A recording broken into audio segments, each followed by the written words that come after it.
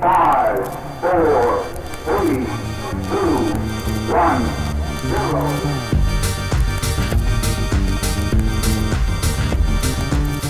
Hello everybody, it's Sylvie. Welcome back to the TBR Diaries. I hope you're doing good. Today I have a book haul, and this is somehow simultaneously the largest and smallest book haul I've ever done in a kind of a weird way.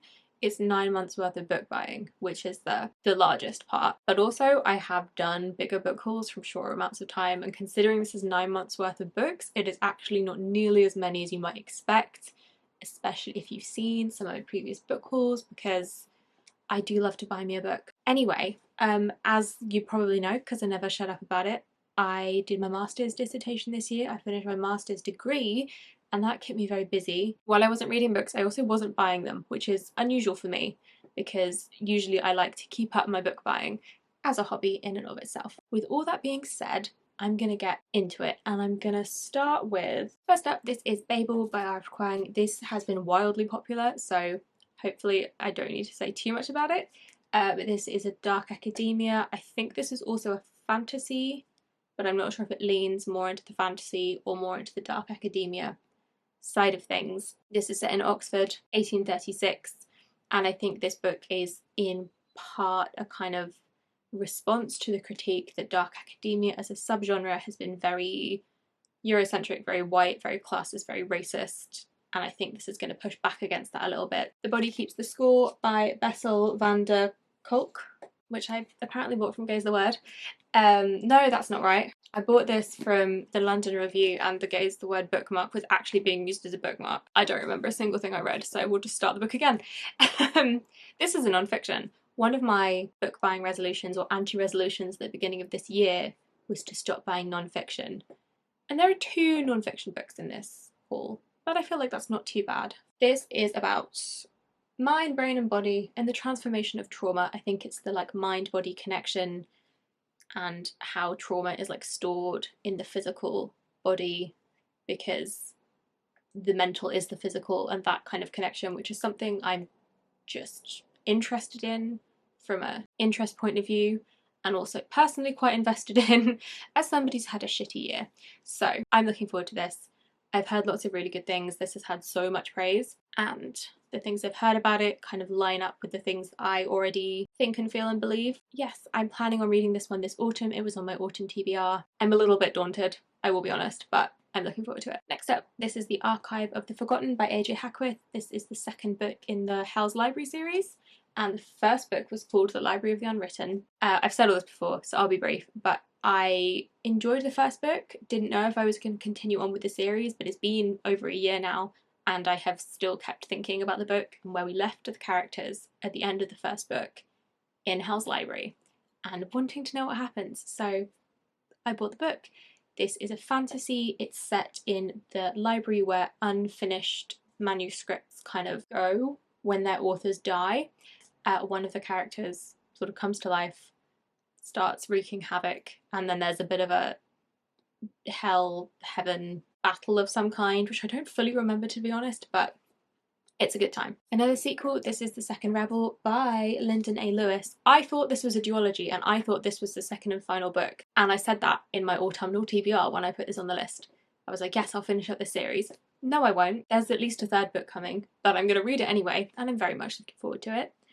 I read the first book the very beginning of the year or the very end of last year, and I still don't remember too much about it, but it is a sci-fi. It is set in some kind of futuristic time. Rebellion, as you might guess from the title. There was some stuff I can remember that I'm 98% sure was a spoiler, which I won't say, but this was a good sci-fi time, and I really enjoyed it, and I'm very much looking forward to the second book. I have already talked about this book. I spoke about this in a reading vlog because I've already read it, as you can see from the tabs. This is Bitter by Akwaeke Emezi. This is the sequel, no, it's the prequel to Pet. I loved this. I loved Pet. It is a young adult fantasy, fantastical, alternative, contemporary kind of a deal.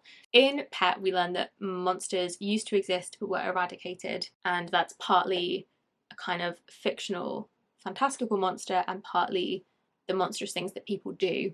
And this is the prequel in which Bitter is Pet's mother, and we're seeing her teenage years and how she was involved in the eradication of monsters. That is then the future of this book in pet. That's the most complicated way I could have explained it, but I'm simply not going to try again because I don't think I can do a better job. Akwaeke Emezi is incredible. Everything they write is outstanding. Would highly recommend. This is the Oleander Sword by Tasha Suri. This is the sequel to the Jasmine Throne that I have not yet read. So the reason I have this is because the Jasmine Throne was an Illumicrate exclusive. And I no longer subscribe to Illumicrate, but I think because I had that box when they were selling this as like a one-off book, and because I had that box, I was on a list to like early access order this, and because I'm a sucker, I bought it. So I have matching pretty editions with the like sprayed edges and all. This is a fantasy series. It's sapphic. There's some like nature magic stuff. First book has a princess and a priestess. That's all I know. This is a sequel, so I know nothing about this book, but they're gorgeous and I am really excited to get to them. The first book is on my October TBR, so we'll see. This book was a wild disappointment. This is The Dinosaur Lords by Victor Milan. I DNF'd this. I picked it up completely at random. It's a fantasy in... It's kind of like your standard medieval type fantasy, but there's also dinosaurs. And there was some stuff I was really interested in, but I can't even remember why I DNF'd it. I think the like writing style and the things that the author was focusing on were just absolutely not doing it for me. So I might come back to this someday because there was nothing I hated, but for now it is on the back burner. Maybe worth a shot if like a dinosaur fantasy sounds like your thing, or if you know of any other dinosaur fantasies, tell me, because I loved the like idea of this, because it's the kind of thing I'd be into. So this is Fundamentals 10 Keys to Reality by Frank Wilczek. I really like physics. I think it's fascinating. I think it's interesting. I like the ideas that are explored in physics. And this is about the fundamental facts of physical reality. And yeah, I'm looking forward to it when I'm brave enough to tackle some physics non-fiction. This is the 5 Queen... It's got a sticker on it. The 5 Queendoms, I think. Scorpica by G.R. Macallister. And I remember hearing about this at the very beginning of the year when I was doing my like looking at the books that were coming out in 2022, and this is a queendom matriarchy fantasy, which is something that I am a little bit wary of because often they just kind of replace the patriarchal system with women and don't actually restructure it, and I'm kind of like, that doesn't really do it for me. I'd happily just read about a patriarchy if that's happening. Like it doesn't really make much of a difference if it's a queen instead of a king, if everything else is the same to me. But I think this does function a little bit differently, and also the plot sounds really interesting to me. Basically, girls stop being born, and then I think this is set, I don't know, teenage years after girls stopped being born. Would you look at that, the last girl to be born also has magical powers. And I'm actually not sure what happens, but I was like, that sounds like a good kind of classic, I don't know if this is young adult, but like a classic young adult fantasy kind of vibes, and I just think it might be fun, so I bought this. I bought this several months ago. I bought this before I had a mental breakdown, so I don't remember anything about this book, but this is Destroyer of Light by Jennifer Marie Bissett, and here we go. The Matrix meets an Afro-futuristic retelling of Persephone set in a science fiction underworld of aliens, refugees, and genetic engineering. If you know me, you know that is several of my buzzwords, specifically genetic engineering. I'm excited about this book all over again, and I can't wait to get to it. This is Persephone Station by Stina, Leicht. I don't remember what this is about either because I bought that the same day I bought this one, so not a thought in my brain. Okay, a quick read of the back. We've got rogue artificial intelligence, shape-shifting aliens. I think this is like an action adventure in space but with AI and aliens, and once again those are buzzwords for me. I love artificial intelligence. I am hopeful about this. The action adventure bit could go either way for me. It just depends how it's done, doesn't it? It just depends whether I like the book or not. But I'm very excited about this also. Persephone Station, and this is okay, so this is a Persephone retelling. I'm not sure how loosely, but it says it's a Persephone story. This is, I think, just called Persephone. I don't think this has anything to do with like the Persephone mythology. But hey, we'll see if I'm proved wrong. Right, this is nice and quick. This is Fool's Fate by Robin Hobb. This is book 3 of the Tawny Man trilogy. I'm planning on reading book 2 shortly, hopefully also getting to this. Sad Boy Fits. I will cry at this whenever I get to it. This is House of Rage and Sorrow by Sangu and Mandanna. This is book 2 in the Celestial trilogy and is the sequel to A Spark of White Fire, which I read last year, flew through it, adored it, now can't remember a single thing. So I'm going to reread it before I get to this one. But I do know that it's a sci-fi. It's had retellings of Indian stories and myths, which I know is very non-specific, but I can't remember off the top of my head more exactly what they were. And this also has an artificial intelligence sentient spaceship, or at least the first book did, which, again, my buzzwords. I loved it. And I can't wait for this. This was a pure cover buy. This is Hollow by B. Catling. This honestly sounds wild and I can't wait. This is like medieval weirdness. Medieval religious weirdness. And I don't know if it's fantastical or if it just sounds like a fever dream. Mercenaries have been hired to deliver this sacred oracle. The Tower of Babel also features in this, which is a interesting coincidence. There's the devil. I don't know, there's a lot going on and it sounds like it might be right up my street. So I don't know if it's like a historical or if it's like a kind of patched together historical inspired or if it's fantastical or what. That cover is so cool though. I have no idea what this is about, but I'm looking forward to it. I bought and have still not read my first Guy Gavriel Kay. This is Sailing to Sarantium. I'm daunted by Guy Gavriel Kay's work. I think this is the one that is inspired by Byzantium. I've heard fantastic things about Guy Gavriel Kay and I'm looking forward to finally getting into his stuff, but for some reason I'm just a little bit afraid of his work. It feels like it might be quite dense and I don't know how well I cope with that, but anyway. Oh, this is one that I've read. This is The Galaxy and the Ground Within by Becky Chambers. This is the 4th book in the Wayfarers series. It was the ending to the Wayfarers series. I enjoyed it very much. Highly, highly recommend if you want like cozy sci-fi. And this is also Becky Chambers. This is A Prayer for the Crown Shy. This is the 2nd book in the Monk and Robot series. I am saving this for when I need cheering up because the 1st book in this series was just so like uplifting. Although I hate the word uplifting because I hate how it's used in book marketing because it usually means terrible things are going to happen and then it's going to kind of work out okay, but you're going to be devastated first, which is not what the 1st book in this series did. That was a tangent. These are lovely cozy future where robots existed and then wanted to leave and the humans let them, and it's kind of like a post-now utopia kind of a setting on a different planet. It was good vibes. It was lovely. It was kind of like a hopeful little book when I read it last year. So I'm saving this for when I need it again. I think this is the book I bought from Gaze the Word. This is Bestiary by K-Ming Chang. It's either lesbian or it is SFF.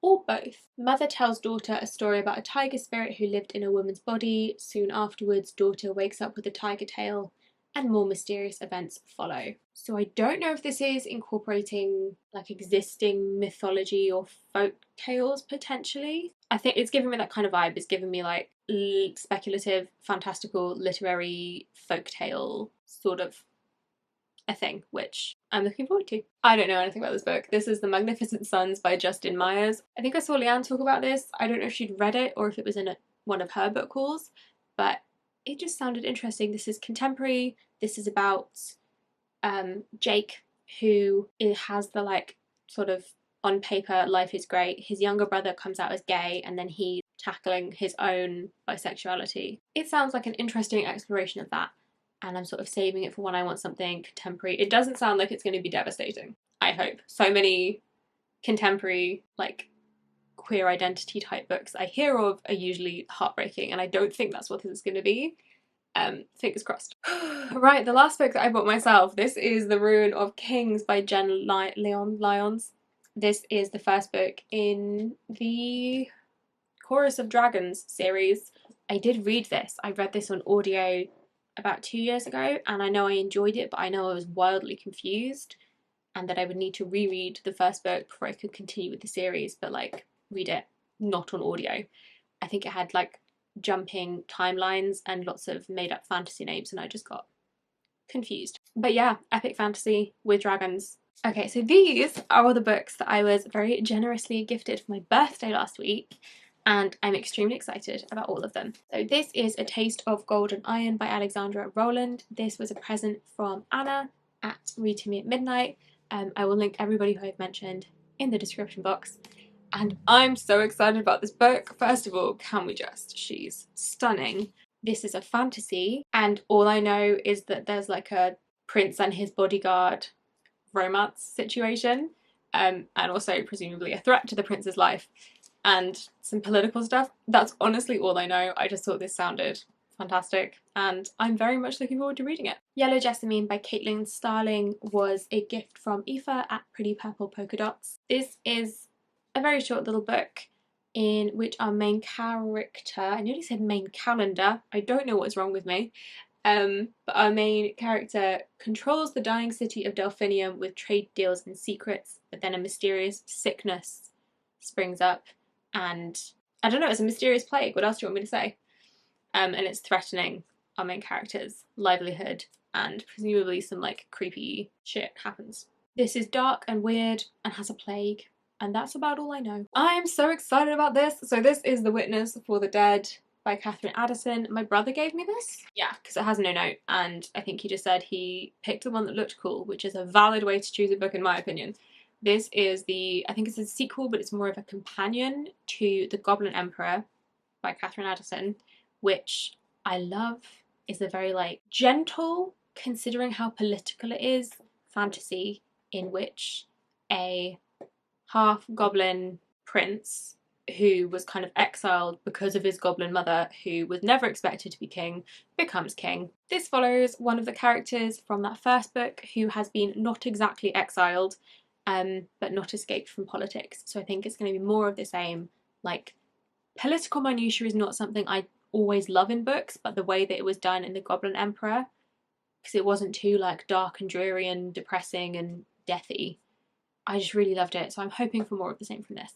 This is Iron Gold by Pierce Brown. This was a present from Charr at Thoroughly Enjoyed Books. This is the sequel trilogy, or the first book in the sequel trilogy to the Red Rising trilogy, which I've read, I've loved, I started rereading and have been meaning to continue with. So this very excitingly gives me a push to continue rereading the Red Rising trilogy so I can read this.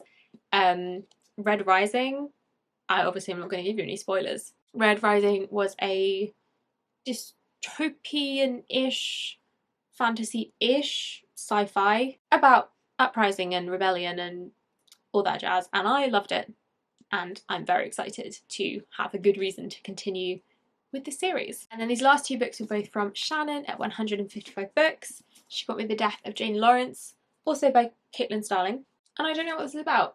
It's gothic. Our main character in this book, I think this is a historical, it's giving me like historical vibes. She decides that for practicality's sake she needs to marry. She finds a suitable doctor to marry, and he says, sure, but don't come to my weird house in the countryside. And then something happens and they have to go to his weird house in the countryside, and then I think more somethings happen. I have no idea how horror this is, but I loved the horror I did read so much that I'm very happy if it is horror, and equally I'm very happy if it's just creepy, spooky, gothic in a crumbling mansion kind of a book. And then Shannon also gifted me The Sound of Stars by Alicia Dow. I feel like I've had this on my radar forever, but I'm still not 100% sure what it's about. I think this is young adult sci-fi in which a girl and an alien have a friendship, possibly more. I can't remember if this is queer or not. Yeah, I think aliens live amongst humans on Earth, but there's tension and so on, and then they save the world with pop music maybe? I can't wait. So my last little section of books is going to be speedy, I promise, because they are trilogies. This is the Broken Binding book subscription, and they do like a monthly book subscription, but they're doing fantasy trilogies, so you get the whole trilogy in beautiful matching editions. And the first trilogy they did was the First Law trilogy by Joe Abercrombie. I'm reading the first book at the moment, The Blade Itself. So we have The Blade Itself, and then the second book, Before They Are Hanged, and then the third book, Last Argument of Kings. Hopefully I'm going to read this trilogy this year. It was on my list of series that I wanted to read in 2022, but we'll see what happens. I think I might love these actually more with the dust jackets off because of these beautiful naked hardback foilings. Anyway, the second trilogy is another trilogy that I have had on my radar for a really long time, and I think it's called the Winnowing Flame Trilogy by Jen Williams. And we have the first book is, ooh, those are glossy, The Ninth Rain, The Poison Song, and then the third book is The Bitter Twins. It's possible I've got the second and third book mixed up because I don't know which is which. I think, again, I potentially prefer these with the dust jackets off because the foiling is so incredibly beautiful.